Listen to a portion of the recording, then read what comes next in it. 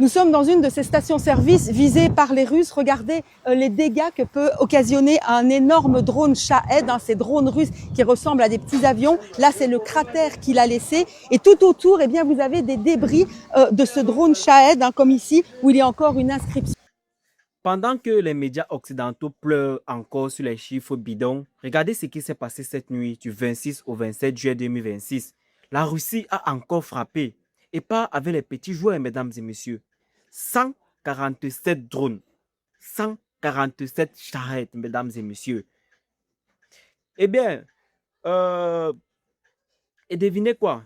L'Ukraine, avec tout le matériel américain, britannique, allemand, a prétendu en abattre 123. 123, mais 27 ont touché. 27 ont fait leur travail. Et les débris ont plus sur 7 autres sites, mesdames et messieurs. L'attaque continue encore ce matin. Ils n'ont même pas pu l'arrêter complètement. Vous-même, vous avez pu observer les dégâts, mesdames et messieurs. Eh bien, déjà, mesdames et messieurs, si on parle des pertes en vie humaine, moi, je ne peux pas parler de ça parce qu'ils sont énormes. Et ça me déchire le cœur. Eh bien, rappelez-vous, au début, il disait que la Russie n'avait plus de missiles, plus de drones, plus de capacités. Aujourd'hui, en juin 2026, les vagues arrivent toujours, plus nombreuses, plus sophistiquées, avec des versions à réaction, avec des leurres, mesdames et messieurs, avec des directions multiples pour saturer. C'est ça, en fait, la préparation, mesdames et messieurs. C'est ça la souveraineté. L'Iran a fourni la base. La Russie a industrialisé. Ensemble, ils ont créé une machine qui ne s'arrête pas. Et Washington qui voulait isoler l'Iran, qui voulait empêcher tout transfert, se retrouve face à une réalité qu'il ne contrôle plus. Les frappes continuent, les impacts continuent, les pertes ukrainiennes continuent. Et regardez le silence des grands. Trump qui menaçait, les Européens en fait qui promettaient le ciel. Où sont-ils maintenant? Ils regardent les rapports, ils voient les images des Zaporizhzhia, de Soumy, de Mykolaïv. Ils voient les ports touchés. Ils voient les usines qui ne tournent plus comme avant, mesdames et messieurs. C'est ça. Et la Russie, elle produit sans demander la permission à personne. C'est ça que les médias occidentaux ne vous diront jamais clairement. Ils vous montreront les victimes, ils vous montreront les maisons détruites, mais ils ne vous diront pas que la stratégie russe fonctionne. Ils ne vous diront pas que la saturation aérienne en fait a changé de rapport de force. Ils ne vous diront pas que les drones iraniens produits en masse en Russie sont produits en masse en Russie.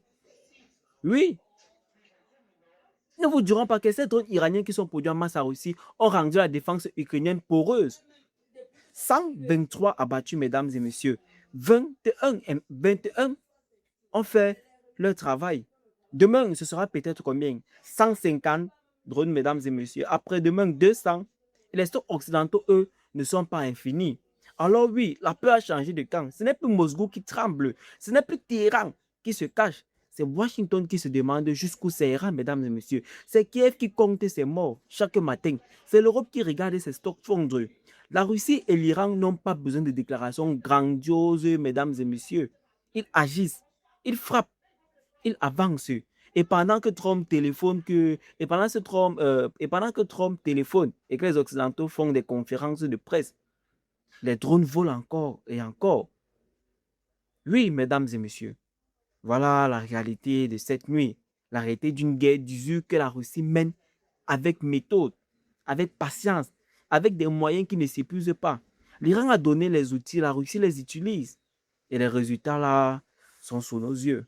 La peur a changé les camps, mesdames et messieurs. Cette fois, tu ne penses pas qu'elle reviendra de l'autre côté? Oui. Eh bien, mesdames et messieurs, si cette analyse vous a plu, abonnez-vous, partagez au maximum la vidéo pour que tout le monde reçoive la vraie information. Et à tout de suite pour la prochaine vidéo, mesdames et messieurs, qui parle de l'attaque que l'Iran est en train de préparer sur l'Ukraine.